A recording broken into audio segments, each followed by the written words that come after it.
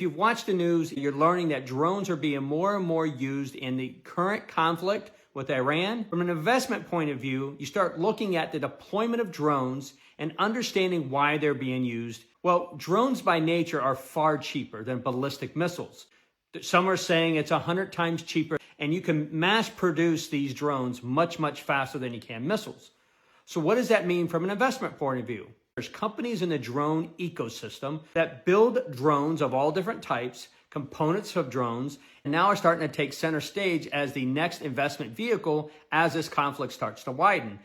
So I look at the drone ecosystem very similar to the AI ecosystem. And what I mean by that is there's stages of each one and there's suppliers of each stage. And so the way I like to invest is instead of having all my money on one side of the supply chain, I like to own bits and pieces along the way. So that way I'm making money through every single stage of that evolution. So on the AI side, I own chips, I own servers, and I own people that make data centers.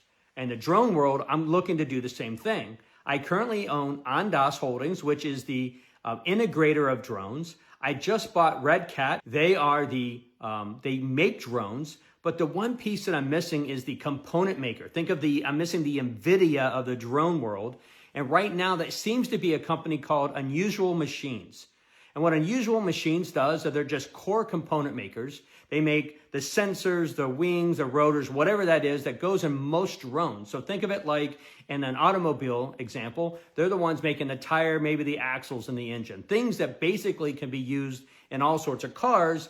These guys are making components that can be used in all sorts of drones. It's really the other layered companies in that ecosystem that I mentioned, like Red Cat and Ondas, that are actually they're taking the basics and they're adding their own spin to it, their own technology, and then selling it.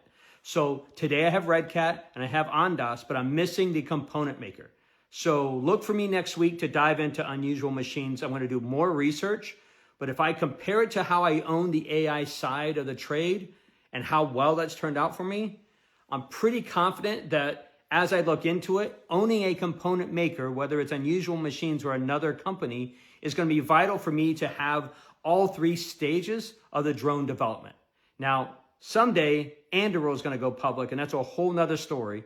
But until then, I have to stick with the public companies that are probably going to benefit the most of, unfortunately, what's going on in the world today.